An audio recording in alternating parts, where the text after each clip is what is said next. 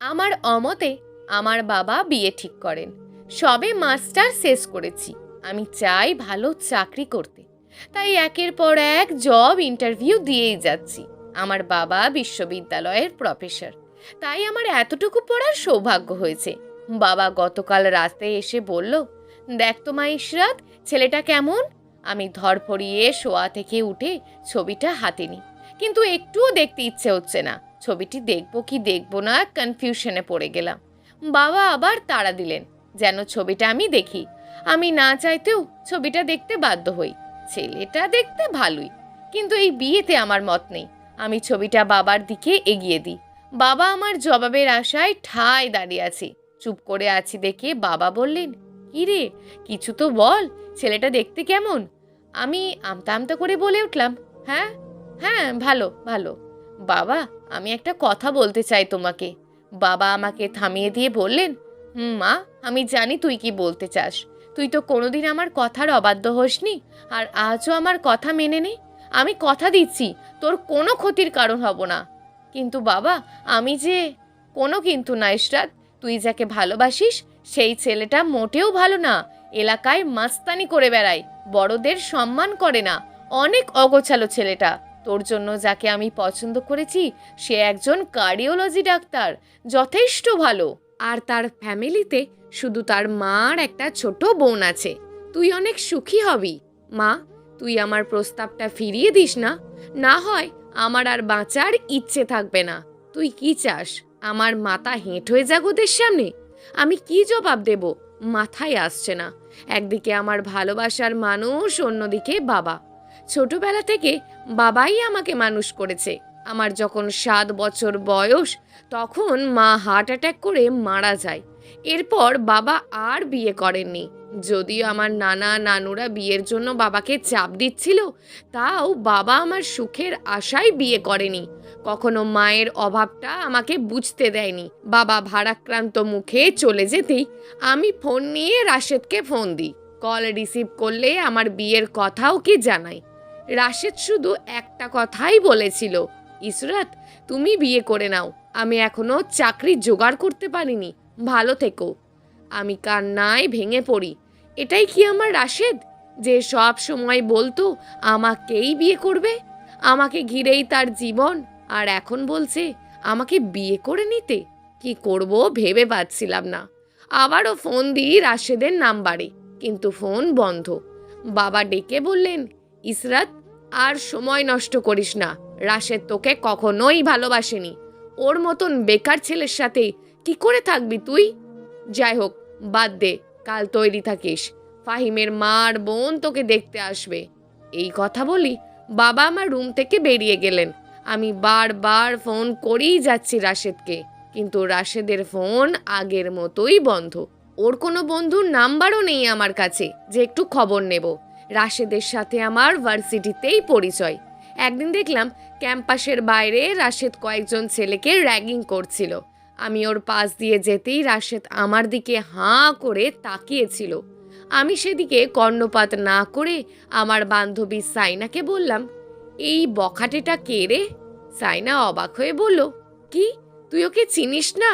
ও হচ্ছে এলাকার টপ মস্তান। নিজে তো লেখাপড়া করে না, আর এই ক্যাম্পাসে এসে সবাইকে র্যাগিং করে, এমনকি টিচারদেরকেও ছাড়ে না। এই কথা শোনার পর রাশেদের ওপর অনেকটা রাগ আর ঘৃণা জমতে থাকে আমার। প্রায় ক্যাম্পাসে আমাদের দেখা হতো, 2-1বার চোখাচুকিও হতো। এক পর্যায়ে বুঝতে পারি রাশেদ আমাকে পছন্দ করে।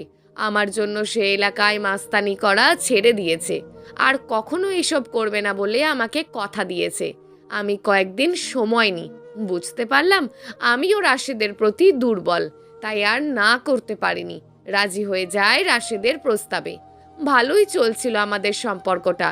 প্রায় আমি রাশেদকে উপহার দিতাম, এমনকি রেস্টুরেন্টেও নিয়ে যেতাম। প্রায় রাশেদ আমার কাছ থেকে বিভিন্ন প্রয়োজনে টাকা চাইতো। বিনা কথায় আমি টাকাটা দিয়ে দিতাম। কোনো কারণ জানতে চাইনি কখনোই। এত টাকা কি করে রাশেদ? আমাকে পায়ের নুপুর ছাড়া আর তেমন কিছুই দেয়নি। আর আমিও এসব নিয়ে কখনো আফসোস করিনি। বাবা ডাকে আমার ঘোর কাটে। এতক্ষণ আমাদের সম্পর্কের কথাই আমি ভাবছিলাম। খেতে ডেকেছে বাবা। কোন সময় যেন আমার ফুপুও চলে এসেছেন, অথচ আমি রাশেদের চিন্তায় এতই বিভোর ছিলাম, জানতেও পারিনি ফুপু এসেছে।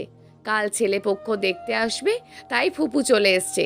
বাবা এসে বললেন, ইসরাত তাড়াতাড়ি আয়, তোর ফুপু এসেছে, খেতে ডাকছে।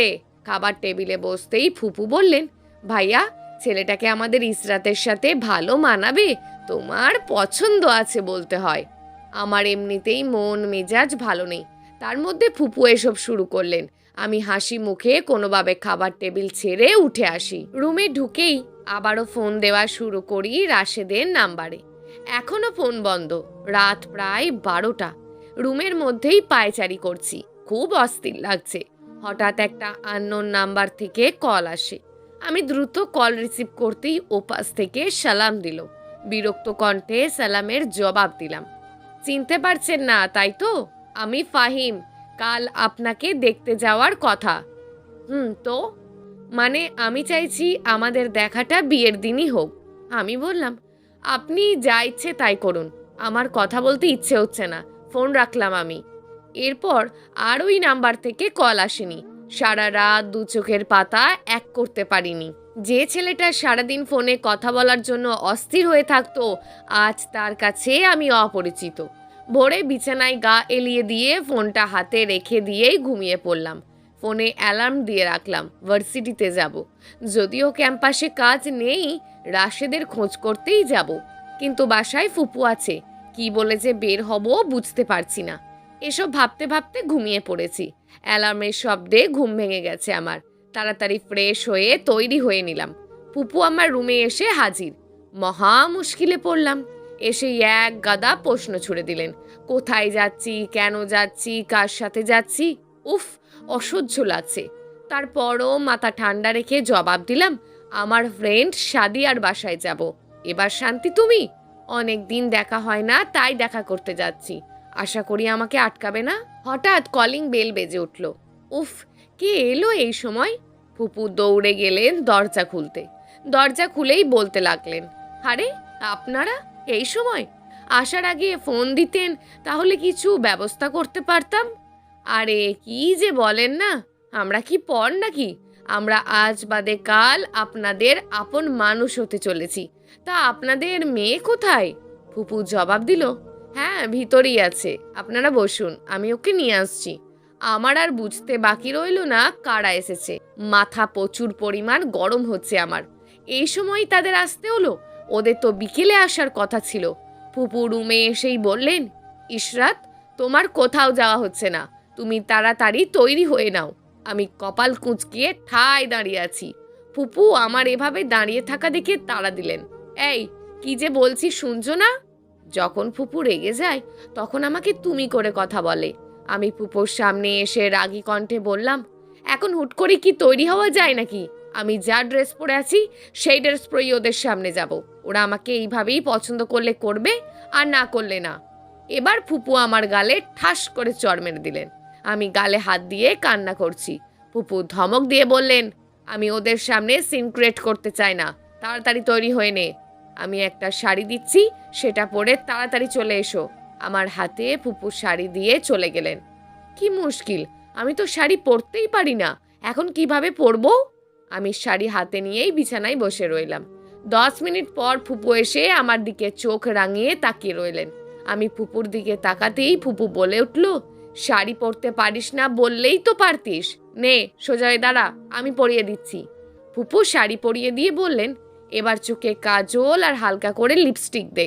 তখনই পিছন থেকে রানী অর্থাৎ ফাহিমের বোন বলে উঠল, আমার ভাবি তো এমনিতেই সুন্দর, এত সাজতে হবে না ভাবি, এসো তো আমার সাথে। রানী আমাকে টানতে টানতে বসার রুমে নিয়ে চলে গেল। আমার হবু শাশুড়ি বললেন, আমার বৌমা তো চাঁদের মতন মিষ্টি দেখতে, এসো আমার কাছে এসে বসো। আমি না চাইতেও তার কাছে গিয়ে বসলাম। আমার হাত ধরেই একটা আংটি পরিয়ে দিলেন আর মুচকি হেসে বললেন, এই মেয়েকেই আমাদের ছেলের বউ বানিয়ে নিলাম। মিষ্টি মেয়েটাকে আর ঘরে রাখতে ইচ্ছে করছে না, ইচ্ছে করছে এখনই নিয়ে চলে যাই। কিন্তু সমাজেরও তো কিছু নিয়ম কানুন আছে, আর নিয়ম কানুন তো মানতেই হবে, তাই না? এর মধ্যেই ফুপু নাস্তা নিয়ে চলে আসলেন। ফুপুর রান্নার হাত দারুণ। তাড়াতাড়ি কম সময়ের মধ্যে এত সুস্বাদু খাবার বানিয়ে ফেলেন, খেতে না চাইলেও ওদের সামনে খেতে হলো। আমার হবু শাশুড়ি বলে উঠলেন, তাহলে বেয়ান, এবার বিয়ের দিন তারিখ ঠিক করা যাক। আমার তো আর তর সইছে না। আমি চাই 1 সপ্তাহের মধ্যে ওদের বিয়েটা হোক। কি বলেন? আমার ফুপু একবার আমার দিকে তাকিয়ে এক গাল হেসে বললেন, বেয়ান, তাড়াতাড়ি হয়ে যাচ্ছে না? আরও কিছুদিন সময় দিলে ভালোভাবে আমরা অনুষ্ঠানটা সম্পন্ন করতে পারতাম। আমার হবু শাশুড়ি বলে উঠলেন, আরে বেয়ান, আমরা তো আপনাদের কাছে গহনা জিনিসপত্র চাচ্ছি না যে ঢাক ঢোল পিটিয়ে দিতে হবে। আমরা শুধু আপনাদের মেয়েকে চাই। ফুপু জবাব দিলেন, তাহলে আজ রাতেই আমরা জানিয়ে দেব। আপনারা বসুন, আমি দুপুরের খাবারের ব্যবস্থা করছি। আর ইশরাত, এদিকে আয় তো। রাগে আমার গা জ্বলে যাচ্ছিল। এতক্ষণ ধরে শাড়ি কেউ পরে বসে থাকতে পারে? উফ, অসহ্য। সোফা থেকে উঠতে যাব, এই সময় বাবা আসলেন। কিরে মা, শাড়ি পরতে বেশি কষ্ট হয় বুঝি? তখন আমার হবু শাশুড়ি বললেন, ওকে শাড়ি পরতে হবে না বেয়াই মশাই, ও যেসব ড্রেস পরে কমফোর্টেবল ফিল করে সেই সব ড্রেসই পরবে।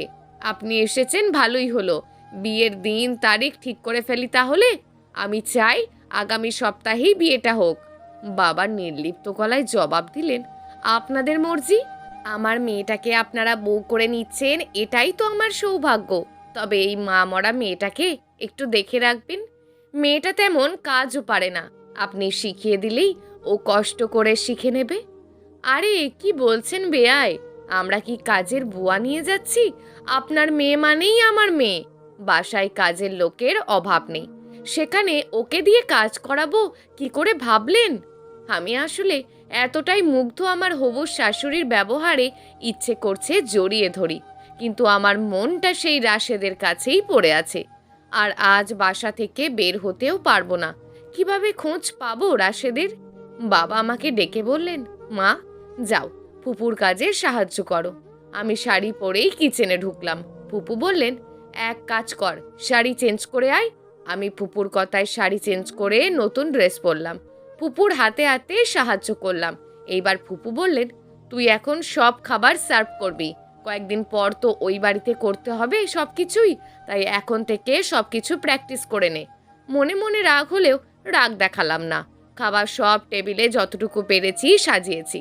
আমি আমার হবু শাশুড়ির পাশে দাঁড়িয়ে খাবার বেড়ে দিচ্ছি। আমাকে কাছে টেনে নিয়ে বললেন, হাঁ করো, আমি খাইয়ে দিচ্ছি, খেয়ে নাও। আমার চোখ থেকে দুফোঁটা পানি গড়িয়ে পড়ল। মায়ের কথা মনে পড়ছে। আমার মা থাকলেও হয়তো এরকম আদর করেই খাওয়াতেন। বিকেলে আমার ননদ আর হবু শাশুড়িকে বিদায় দিয়ে রুমে এসে ড্রেস চেঞ্জ করে নিলাম। প্রচণ্ড রকমের মন খারাপ হয়ে গেছে। বাবা এসে বলল, মারে, আমি জানি তুই আমার ওপর রেগে আছিস, কিন্তু আমি তোর ভালো চাই। কোনো বাবাই তার মেয়ের খারাপ চায় না। তোর মা মরে যাওয়ার পর আমি তোর জন্য বিয়ে করিনি। যদি তোর সৎ মা তোকে ভালো না বাসে, তখন নিজেকে ক্ষমা করতে পারতাম না। আমি যদি তোর জন্য এত বড় স্যাক্রিফাইস করতে পারি, তাহলে তুই কেন করতে পারবি না? বাবার কথায় হাউমাউ করে কেঁদে উঠি আমি। বাবা আমার মাথায় হাত বুলিয়ে দিয়ে চলে গেলেন। রাতে ফুপু সহ খেতে বসেছি। ফুপু বললেন, এই 1 সপ্তাহ তুই বাড়ির বাইরে যাবি না। আর কাল মিষ্টি আসছে। মিষ্টি ফুপুর ছোট মেয়ে, ওকে সাথে নিয়ে আমরা কাল সকালে বিয়ের শপিংয়ে যাব। অর্ধেক খাবার খেয়ে হাত ধুয়ে চলে এসছি। কিচ্ছু ভালো লাগছে না। যাকে ভালোবাসলাম তাকে পাবো না ভাবতেই কলিজায় মোচড় দিয়ে উঠল। ফোন হাতে নিয়েই ফেসবুক স্ক্রল করছিলাম। এই সময় মিষ্টির মেসেজ আসলো, কিরে আপু, তোর তো কাল বিয়ের শপিং করতে যাওয়ার কথা, কেমন ফিলিংস হচ্ছে তোর? মিষ্টি আমার থেকে 2 বছরের ছোট। ওর সাথে আমার অনেক ভালো সম্পর্ক, তাই তুই করেই কথা বলে আমার সাথে। আমি মিষ্টির মেসেজ সিন না করেই ডাটা অফ করে শুয়ে পড়লাম। সকাল 8টায় মিষ্টির ডাকেই আমার ঘুম ভাঙে। এই আপি ওঠ, শপিংয়ে যাব, তাড়াতাড়ি ওঠ। বিরক্তি ভরা কণ্ঠ নিয়ে ধমক দিলাম, এই যা তো, বিরক্ত করিস না, ঘুমোতে দে। তখনই ফুপু ধমক দিয়ে বললেন, 8টা বাজে, আর কত ঘুমাবি? এরকম চলতে থাকলে কিভাবে তুই শ্বশুর বাড়িতে থাকবি? যা তাড়াতাড়ি ফ্রেশ হয়ে নে, শপিংয়ে যেতে হবে, কত কাজ পড়ে আছে আমার। রাগে মাথা ফেটে যাচ্ছে। একটু শান্তি মতো ঘুমাতেও দেবে না দেখছি। রাগ কন্ট্রোল করে বিছানা ছেড়ে উঠে ফ্রেশ হয়ে নিলাম। নাস্তা সেরে রুমে যেতেই দেখি মিষ্টি মৃদু স্বরে কার সাথে যেন কথা বলছে। আমার অবস্থা টের পেয়েই মিষ্টি ফোন রেখে দিয়ে মুচকি হাসি দিয়ে রুম থেকে চলে যায়। আমি আর সেদিকে নজর দিলাম না। রুমে ঢুকে ফোন হাতে নিয়ে রাশেদের নাম্বারে ফোন দিলাম, কিন্তু এখনো ফোন বন্ধ। হঠাৎ ফুপু ডাক দিলেন।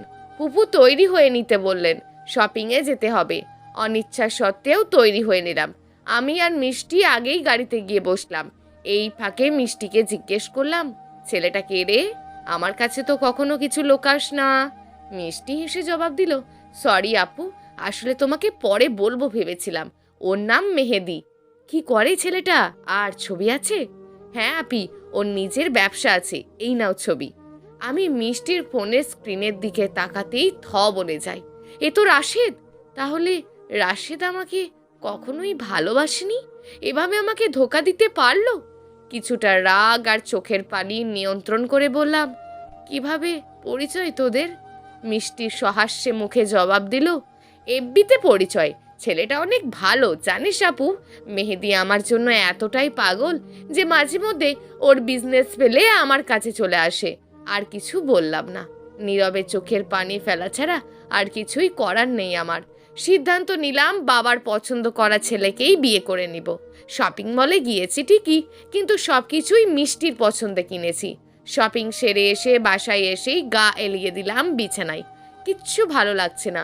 কোথাও ঘুরতে পারলে ভালো লাগতো, কিন্তু ফুপুর নির্দেশ কোথাও যাওয়া যাবে না। রুমে এসেই মিষ্টি আমার কান ঝালাপালা করে দিচ্ছে। কি এত কথা বলে ওরা? কই, আমার সাথে তো এত কথা বলতো না। ইচ্ছে করছে খুন করে দি মিষ্টিকে, কিন্তু এক হাতে তো আর তালি বাজে না। রাশেদি মিষ্টির মতন সরল সোজা মেয়েকে ভুলিয়ে ভালিয়ে প্রেমের ফাঁদে ফেলেছে। ঘরের মধ্যে বন্দি জীবন কাটাচ্ছি, অসহ্য লাগছে। আর 2 দিন পর বিয়ে। ঘরোয়াভাবে গায়ে হলুদের অনুষ্ঠান পর্ব শেষ হয়। 2 দিন ধরে মিষ্টির হাবভাব ঠিক লাগছে না। একটু সময়ও পাচ্ছি না যে কথা বলবো। রাতে 11টায় ফ্রি হলাম। রুমে এসে দেখি মিষ্টি মনমরা হয়ে আছে। ওর কাছে যেতেই আমাকে জড়িয়ে ধরে কান্না করছিল। কান্নার কারণ জিজ্ঞেস করতেই ফুপিয়ে কেঁদে উঠল। অনেকক্ষণ পর শান্ত হয়ে বলল, আপি, মেহেদি আমার ফোন তুলছে না, বলছে ব্রেকআপ। আমি বড় একটা নিঃশ্বাস ফেলে বললাম, ব্রেকআপের জন্য এত কান্না করতে হয় নাকি? ওপরবেলা যা করে ভালোর জন্যই, হয়তো তোর জন্য উত্তম কিছু অপেক্ষা করছে। এবার আরও জোরে কাঁদতে লাগলো। কেঁদে কেঁদে বলছে, আপি, কাল আমাকে হঠাৎ জিজ্ঞেস করছিল আমি ওকে কতটুকু ভালোবাসি। আমি বললাম অনেক ভালোবাসি, বিয়ে করলে তোমাকেই করব। তখন মেহেদি বলল, আমিও তোমাকে বিয়ে করতে চাই, কিন্তু কি করে বিশ্বাস করব যে তুমি আমাকে ভালোবাসো? আমার কি করতে হবে বলো এটা প্রমাণ করতে? তুমি তোমার কিছু প্রাইভেট ছবি পাঠাও, এক্ষুনি পাঠাবে। আমি অবাক হয়ে বললাম, এটা কেন করতে হবে? সব কিছু বিয়ের পর হবে। কিন্তু যখন বলল মেহেদি আমার সাথে ব্রেকআপ করতে চায়, তখন আমি ওকে বুঝতে পারলাম কি হতে চলেছে। কিন্তু এখন ওকে সামলানোটা খুব জরুরি, না হয় উল্টো পাল্টা কিছু করে বসবে। খুব রাগ হচ্ছে রাশেদের ওপর। এখন হয়তো অন্য কোথাও ফাঁদ পেতে আছে। কিছু দুর্ঘটনা হওয়ার আগেই সব কিছু সামাল দিতে হবে। আচ্ছা শোন, তুই কি তোর ফেস বোঝা যায় এমন ছবি দিয়েছিস? না আপি। তাহলে আর ভয় করিস না। এবার শিক্ষা হলো তো তোর, ভুলভাল লোকের সাথে কথা না বলে নিজের কেরিয়ার গড়। অনেক কষ্টে শান্ত করলাম। ভাগ্য ভালো, সুইসাইড করার চিন্তা মাথায় আনেনি। ঘুমানোর সময় আমার শাড়ির সাথে ওর ওড়না বেঁধে রেখেছি, যাতে কোথাও যেতে না পারে। ভোর 5টায় ফুপু আমাকে ডেকে দিলেন। ডেকে বললেন, এই ইসরাত আর মিষ্টি, তাড়াতাড়ি ওঠ, বিয়ের অনেক কাজ বাকি পড়ে আছে। আর ইসরাত, আজ না তোর বিয়ে, এখনো ঘুমিয়ে আছিস কেন? বাড়ি ভর্তি মানুষজন, লোকে দেখলে কি বলবে? সকাল সকাল ফুপুর ঘ্যান ঘ্যান আর ভালো লাগছে না। মাঝে মধ্যে ফুপুকে অনেক বিরক্ত লাগে। নেহাত বড় মানুষ, তাই কিছু বলি না, আর বলার সাহস হয়ে ওঠে না। কিন্তু কথা হচ্ছে, এত সকালে উঠে কি করব? মুড়ি খাবো? অসহ্য লাগছে। উফ, ইচ্ছা করছে নিজের মাথা নিজেই ফাটাই। বাধ্য মেয়ের মতন উঠে ফ্রেশ হয়ে নিলাম। মিষ্টিকে ডাকলাম না, সারা রাত কান্না করেছে, থাক ঘুমাকে একটু। বসার রুমে গিয়ে দেখি বাবা বসে পেপার পড়ছে। আমাকে দেখে মুচকি হেসে ইশারায় কাছে ডাকলো। আমি কাছে গিয়ে বসি। বাবা আমার মাথায় হাত রেখে বলা শুরু করলো, মা, বিয়ে মানুষের জীবনে একবারই হয়, বিয়েটা একটা মানুষের জীবনে গুরুত্বপূর্ণ অধ্যায়। বিয়েটা কারোর কাছে মুক্তির পথ, আবার কারোর কাছে বন্দি জীবন। কিন্তু শক্ত হাতে সেই সংসারটা সামলাতে জানতে হয়। আমি জানি তুই তা পারবি, তবে সময় লাগবে এই সংসারটাকে গুছিয়ে নিতে। আর একটা কথা, ফাহিমকে তুই কষ্ট দিস না। অনেক ভালো ছেলে ফাহিম, মানিয়ে নেওয়ার চেষ্টা করিস। আমি একটা শ্বাস ফেলে বললাম, আমি চেষ্টা করব সব কিছু মেনে চলার। এই কথা বলেই রুমে চলে গেলাম। মিষ্টি এখনো ঘুম থেকে ওঠেনি, আর ডাকতেও ইচ্ছে করছে না। রাশেদের কথা চিন্তা করছিলাম। আমার ভাগ্য অনেক ভালো, কোনো কিছু হওয়ার আগেই রাশেদ নিজে থেকে আমার লাইফ থেকে চলে গেছে। কিন্তু আমি তো কোনোভাবেই পারছি না ফাহিমের ওপর মনটা বসাতে। বিয়ের পর কি করে সবটা সামলাবো? আমার ফাহিমের নামটা শুনলেই তো কেমন রাগ হয়। মিষ্টির ডাকে আমার ঘোর ভাঙে, আর মোড়া ভেঙে আমাকে জড়িয়ে ধরে বলে, আপি আর চলে যাবি তুই, তাই না? শ্বশুর বাড়িতে গিয়ে আমাকে ভুলে যাবি না তো? আমি মিষ্টির গাল টেনে দিয়ে বললাম, না রে পাগলি বোন আমার, তোকে কখনোই ভুলবো না। যা ফ্রেশ হয়ে খেয়ে নে, আজ কিন্তু আমাকে তুই সাজাবি। পারবি না সাজাতে? হ্যাঁ অবশ্যই পারবো। আসলে আমি চাইছিলাম মিষ্টি যেন সব ভুলে থাকতে পারে, তাই সব সময়ই ওকে ব্যস্ত রাখছিলাম। বিকেল 4টে থেকে আমাকে সাজানো শুরু হয়। ঘরোয়াভাবেই বিয়েটা হবে, তাই আমাকে পার্লারে নেওয়া হয়নি। আর আমিও পার্লার পছন্দ করি না। সন্ধ্যা 7টার দিকে মিষ্টি দৌড়ে এসে বলছে, আপি বর এসে গেছে। জানিস দুলাভাই কত হ্যান্ডসাম, ইচ্ছে করছে বিয়েটা আমিই করে নিই। মনে মনে বলছিলাম, হ্যাঁ তো করে নে না, আমারই ভালো হতো। এই প্রথম দেখলাম ফাহিমকে। আসলেই ফাহিম অনেক স্মার্ট, যে কোনো মেয়েই প্রেমে পড়ে যাবে। ফাহিম আমাকে দেখার পর থেকেই কেমন হাঁ করে তাকিয়ে আছে। তাই দেখি মিষ্টি আমার কানের কাছে এসে বলছে, দুলাভাই তো তোর থেকে চোখই সরাতে পারছে না। আজ বাসর রাতে কি হবে বুঝতে পারছিস? সাবধানে থাকিস আপি। এই কথা বলেই সবাই হো হো করে হেসে উঠল। আমার প্রচণ্ড রাগ হচ্ছিল। একেতে তো এই বিয়েতে মত নেই, তার উপর এসব অসহ্য লাগছে। বিয়েটা হয়ে গেলেই বাঁচি, তার পরের দিনই ডিভোর্স চাইব। দেখি কিভাবে ডিভোর্স না দিয়ে পারে। আমার ভাবনায় ছেদ করে ফুপু আমার হাত টেনে নিয়ে ফাহিমের সামনে এসে ধরলো। রাগ দেখিয়ে বলল, কোথায় থাকে মন? কতক্ষণ ধরে বসে আছে ছেলেটা? নে তাড়াতাড়ি আংটিটা পরিয়ে দে। বিয়ে তো হয়ে গেল, এবার বিদায়ের পালা। বাবার প্রতি মনে একটু না অনেকটাই রাগ ছিল, তাই বাবার সাথে তেমন কথা বললাম না। বাবা হয়তো আমার এই আচরণে অনেক কষ্ট পেয়েছে। মিষ্টি অনেকক্ষণ ধরে কান্না করছিল, আমিও কান্না আটকে রাখতে পারিনি। ফুপু আমাদের ছাড়িয়ে গাড়িতে নিয়ে বসালেন। আমি অন্যদিকে মুখ ঘুরিয়ে বসে আছি। সারাটা রাস্তা আমি ফাহিমের সাথে কথা বলিনি। শ্বশুর বাড়িতে পা রাখতেই অনেকগুলো মানুষ আমাদের ঘিরে ধরলো। আমার খুব অসহ্য লাগছে, শরীরটাও ক্লান্ত, প্রচুর ঘুম আসছে। কি করে বলি এদের? আমার ননদ এসে আমাকে একটা রুমে মানে বাসর ঘরে নিয়ে বসালেন। ঘরটা ভালোই সাজিয়েছে। আমার ননদ রানী বলল, আমার ভাবিকে তো সেই রাখছে। আমি মুচকি হাসি দিয়ে বললাম, ধন্যবাদ। তখনই রানীর ফোনে কল আসে, আর রানী কল পেয়ে তাড়াহুড়ো করে চলে যায়। হয়তো ওর লাইফ লাইন কল দিয়েছে। আমি ঘুরে ঘুরে রুমটা দেখছিলাম। হঠাৎ আমার ফোনে কল আসে। ফোন হাতে নিয়ে দেখি ফুপু কল দিয়েছে। অনিচ্ছা সত্ত্বেও কল রিসিভ করলাম। ফুপু বলতে শুরু করলেন, ফাহিম আসলে যেন ওকে সালাম করি, আর সকালে যেন তাড়াতাড়ি উঠি। সকালে উঠেই যেন গোসল করে নি। এর মধ্যে ফাহিম এসে হাজির। আমি ফোন কেটে দিলাম। ফাহিম আমাকে দেখে সালাম দিল। আমি সালামের জবাব দিলাম। তারপর আমাকে বলল, আজ যেহেতু আমরা স্বামী স্ত্রী, তুমি করে বলাই শ্রেয়। আর তুমি ড্রেস চেঞ্জ করে আসো, আমি অপেক্ষা করছি। আমি কোনো কথার উত্তর না দিয়ে ড্রেস চেঞ্জ করে আসলাম। তারপর আমাকে বিছানায় বসতে বলল। আমার হাত ধরতে গেলেই আমি চিৎকার দিয়ে বলি, প্লিজ আমাকে স্পর্শ করবেন না, আমি এই বিয়ে করতে চাইনি, আমি ডিভোর্স চাই। তখন ফাহিম বিস্ময়ের চোখে আমার দিকে তাকায়। তারপর মুচকি হেসে বলে, এই উপহারগুলো তোমার জন্য এনেছিলাম, আবার ফেরত নিচ্ছি। হ্যাঁ, ডিভোর্স দেব, মুক্ত হবে তুমি। ডিভোর্স দেওয়া তো মুখের কথা নয়, 6 মাস সময় লাগবে। ততদিন আমাদের এভাবেই থাকতে হবে। তবে আমার কিছু শর্ত আছে। আমি তোমাকে ডিভোর্স দিতে রাজি। আচ্ছা বলুন, আপনার কি শর্ত? আমার মা ও বোনকে নিজের মা ও বোন মনে করতে হবে। ওদের বুঝতে দেওয়া যাবে না আমাদের মধ্যে কোনো সম্পর্ক নেই। আমি হাসি মুখে বললাম, ঠিক আছে, আমি আপনার শর্তে রাজি আছি।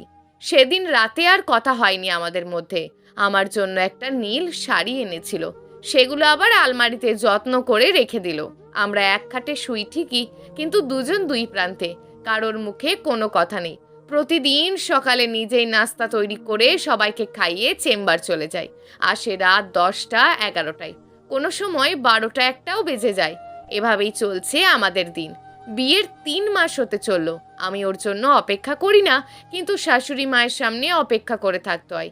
দিনের পর দিন এই অভিনয়টা করে যেতে হচ্ছে। আমার শাশুড়ি তো আমাকে কোনো কাজই করতে দেয় না, এমনকি আমাকে খাইয়েও পর্যন্ত দেয়। ধীরে ধীরে ওদের প্রতি আমার ভালোবাসা বাড়তে থাকে। ফাহিম চেম্বার থেকে সবসময় কল দিত। ফাহিম যে খারাপ তাও না, কিন্তু কেন যেন ওর উপর আমি মন বসাতে পারছি না। ফাহিম আজ পর্যন্ত আমার গায়ে এক ফোঁটাও স্পর্শ করেনি, দূর থেকেই কথা বলতো। ওর মতন বিনয়ী নরম মনের মানুষ খুব কমই দেখেছি, আর খুব কমই হাসতো। আমার মিষ্টি ননদিনী খুবই ভালো, এবার অনার্স প্রথম বর্ষে পড়ছে। ওর ভার্সিটিতে কি হয় না হয় সবই আমাকে বলে। রানীর বয়ফ্রেন্ডও আছে, তার নাম রোহান, পেশায় ইঞ্জিনিয়ার সে, পরিচয়ও এফবিতেই। অনেকবার দেখাও করেছে। ছবি দেখতে চাইলে বলল পরে দেখাবে, তাই আর ছবি দেখতে চায়নি। ওর ইচ্ছে হলে দেখাবে। একদিন রাতে রানী এসে বলল, ভাবি আমার ফোনে না সমস্যা হচ্ছে, তোমার ফোনটা একটু দেবে প্লিজ, আমার আইডিতে লগ ইন করবো। এই নাও, এটা আবার অনুমতি নিতে হয় বুঝি। মনে হলো খুব ঘাবড়ে আছে, চেহারায় চিন্তার ছাপ স্পষ্ট। 10 মিনিট পর ফোন দিয়ে আমাকে থ্যাংক ইউ বলে চলে গেল। আমার আইডিতে লগ ইন করতে গিয়ে দেখি রানীর আইডি লগ আউট করেনি। আমি কি মনে করে যেন রানীর মেসেজগুলো দেখছিলাম। রোহনের মেসেজ পেয়েছি। আমি প্রথমেই রোহানের প্রোফাইল ঢুকে দেখলাম। উমা, এ তো রাশেদ। ছি, রাশেদ এতটা খারাপ হবে ভাবতেও পারিনি। আমার বোন মিষ্টির জীবন নষ্ট করতে গিয়েও হয়নি, আবার রানীর জীবনও নষ্টের পথে। না, এ আমি কিছুতেই হতে দিতে পারি না। আমি চাই না ওর জীবন নষ্ট হোক। আমি ওদের মেসেজে ঢুকলাম। রোহান ওরফে রাশেদ রানীকে মেসেজ দিয়েছে, রানী যদি ওর সাথে শারীরিক সম্পর্ক না করে তাহলে রানীর ছবি ভাইরাল করে দেবে। এরকমটা আজ 1 সপ্তাহ ধরে হয়ে আসছে, কিন্তু রানী কেন চুপ হয়েছিল? আমাকে কেন বলেনি? মনে মনে খুব রাগ হচ্ছিল। আমি দ্রুত রানীর রুমে চলে যাই। রানী আমাকে দেখে চমকে ওঠে, আমাকে দেখে চোখের পানি আড়াল করার চেষ্টা করে। আমি রানীর সামনে গিয়ে দাঁড়াই, রানীকে অভয় দিয়ে সবটা খুলে বলি। ওকে বলেছি রাশেদ কোথায় দেখা করতে চাই, সেই জায়গার ঠিকানা বলতে। আরও রাজি আছে রাশেদের সাথে শারীরিক সম্পর্ক করতে। মূলত এটাই ছিল একটা ফাঁদ। রাশেদের শাস্তি হওয়া উচিত।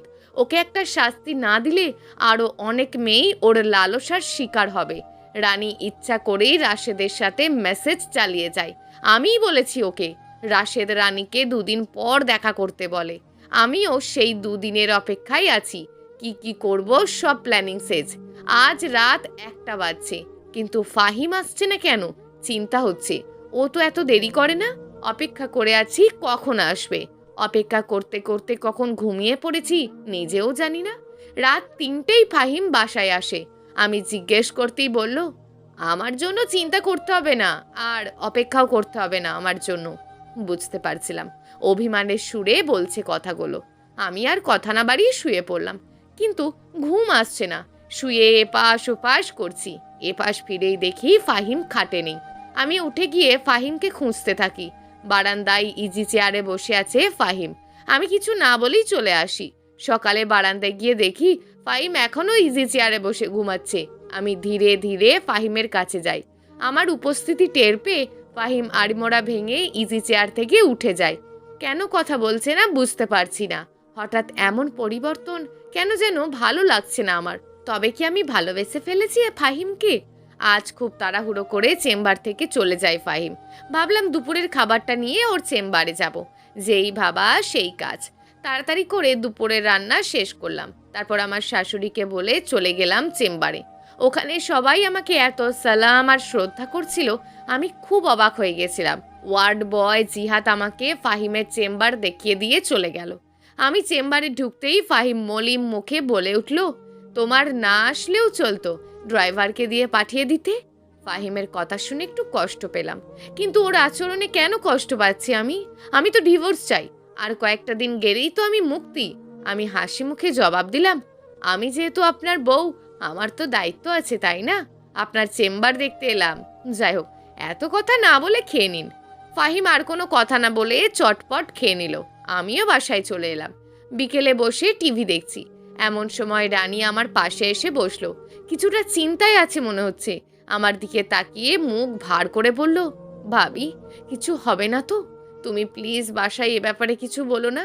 আমি বললাম, ভয় পেও না, বাসায় কেউ কিচ্ছু জানবে না। তুমি ওর সাথে মিসবিহেভ করো না, তাহলে ওকে ওর উপযুক্ত শাস্তি দিতে পারবো না। রাতে আমার এক ছোটকালের ফ্রেন্ডের কাছে কল দিলাম। শাহিন নাম ওর, পুলিশের একজন কর্মকর্তা শাহিন। ওকে সব কিছু জানালাম। এখন বাবাকে ধন্যবাদ দিতে ইচ্ছে করছে। বাবা যদি ফাহিমের সাথে বিয়েটা না দিত, তাহলে আমার জীবনটা কোথায় গিয়ে দাঁড়াতো বুঝতেই পারতাম না। সকাল 10টায় রানী এসে বলল, ভাবি, রোহান এখন যেতে বলেছেন। এই নাও ঠিকানা, তুমি তৈরি হয়ে নাও, আমিও যাচ্ছি। আমি পর্দা করে নিয়েছি। কেউ বুঝে উঠতে পারবে না এটা আমি না অন্য কেউ। শাশুড়ি মাকে বলেছি, মা, আমরা শপিংয়ে যাচ্ছি, কিছুক্ষণের মধ্যেই চলে আসবো।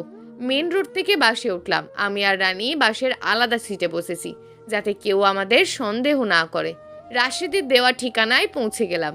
দুজনেই একসাথে নামলাম, কিন্তু কেউ কারোর সাথে কথা বলছি না। রানীকে শিখিয়ে দিয়েছি যেন ফোনের ক্যামেরা অন করে রাখে, আর ফোন এমনভাবে রাখে যাতে রাশেদ বুঝতে না পারে ওকে ভিডিও করা হচ্ছে।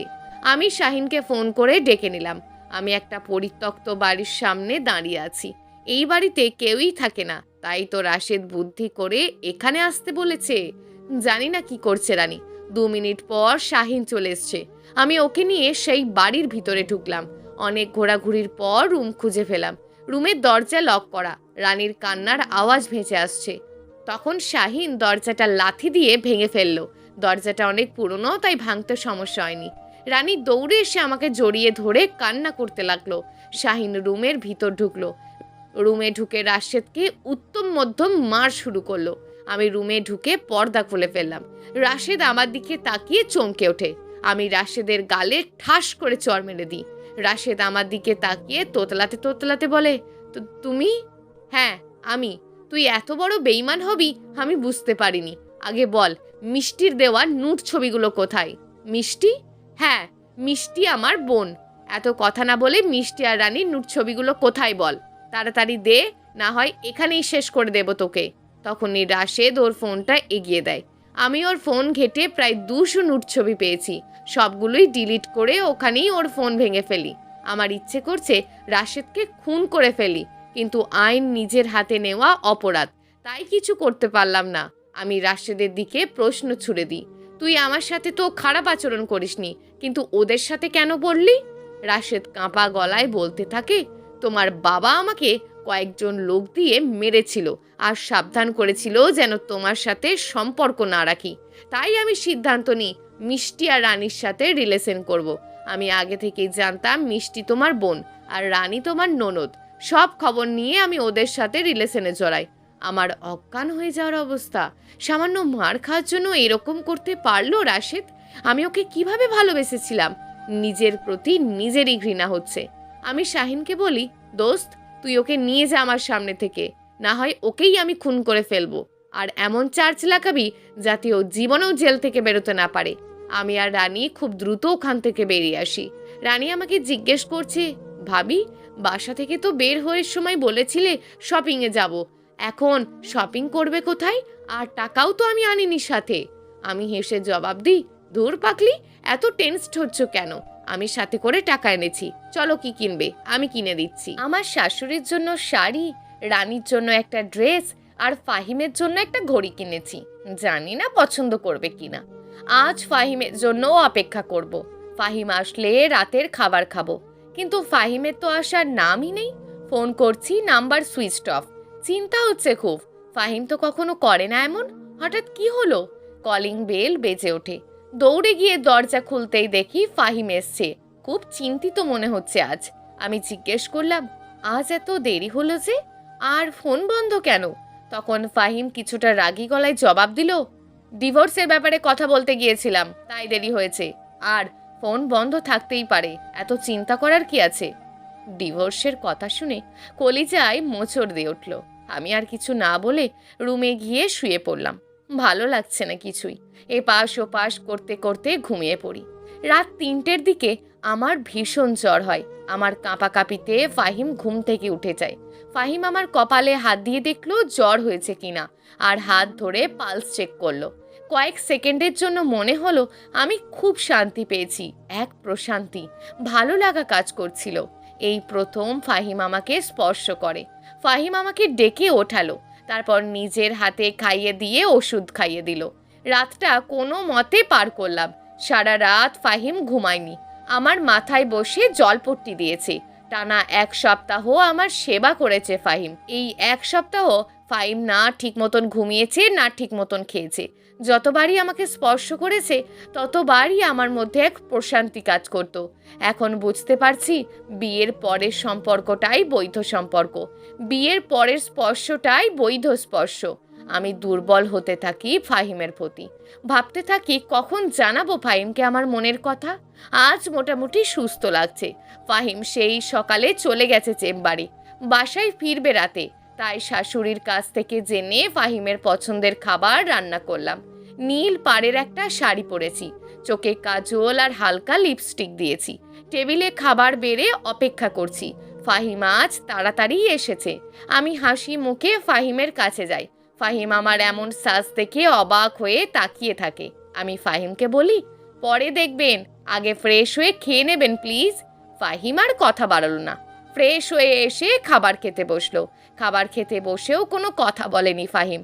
আমাকে শুধু জিজ্ঞেস করেছে রান্নাগুলো কে করেছে। আমি হেসে জবাব দিই, আমি রান্না করেছি। কেন, ভালো হয়নি? ফাহিম আমার প্রশ্নের জবাব না দিয়ে খাবার শেষ করে উঠে গেল। আমিও পিছন পিছন গেলাম। গিয়ে দেখি ফাহিম বারান্দার ইজি চেয়ারে বসে আছে। আমি ফাহিমের হাত ধরতেই ফাহিম আমার হাত ছাড়িয়ে উঠে যেতেই আমি জোর করে ফাহিমের হাত শক্ত করে চেপে ধরি।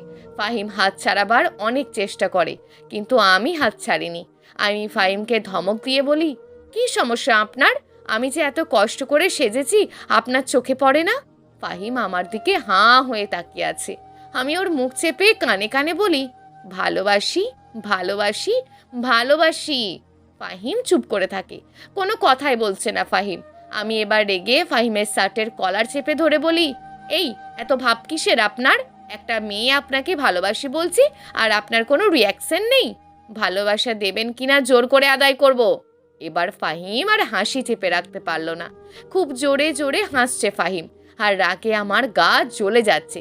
হাসতে হাসতে বলছে, আমি তো এটাই চাইছিলাম যাতে তুমি আমাকে নিজেই বলো ভালোবাসো। তাই তো চুপচাপ তোমার কাণ্ডগুলো দেখছিলাম। আমি এলো পাতারি খুশি মারতে থাকি ফাহিমের গায়ে। ফাহিম আমার হাত টেনে নিয়ে ওর বুকে জড়িয়ে নেয়। আমার কপালে চুমু এঁকে বলে, এই পাগলি, ছেড়ে যাবে না তো? আমি কান্না করতে করতে বলি, আমাকে মাফ করে দিয়েন, অনেক অন্যায় করেছি আপনার ওপর। ফাহিম আমার মুখে হাত দিয়ে বলে, আপনি নয়, তুমি। আজ রাতটা তোমার সাথে এই বারান্দাতেই গল্প করতে করতে কাটিয়ে দেব। আমি কান্না চেপে বলি, আচ্ছা, আমি 2 মিনিট আসছি। আমি দ্রুত রুমে এসে আমার ফোন হাতে নিই, বাবাকে একটা মেসেজ দিই, বাবা, আই লাভ ইউ। তোমাকে কথাটা কখনো বলা হয়নি। তোমাকে অসংখ্য ধন্যবাদ ফাহিমকে আমার জীবনসঙ্গী করার জন্য। আমার ভুলগুলো ক্ষমা করে দিও। তারপর বারান্দায় চলে আসি। আমি ফাহিমের কাঁধে মাথা রেখে সারা রাত গল্প করি। প্রিয় দর্শক, যদি আজকের গল্পটি আপনাদের ভালো লেগে থাকে তাহলে ভিডিওটিতে অবশ্যই একটি লাইক করে আপনার মূল্যবান একটি কমেন্ট করুন। আর হ্যাঁ, চ্যানেলটিকে যদি সাবস্ক্রাইব করে না রাখেন তাহলে চ্যানেলটিকে অবশ্যই সাবস্ক্রাইব করে আমাদের পাশে থাকুন। দেখা হবে আগামীকালের নতুন এবং আকর্ষণীয় গল্প নিয়ে। ধন্যবাদ।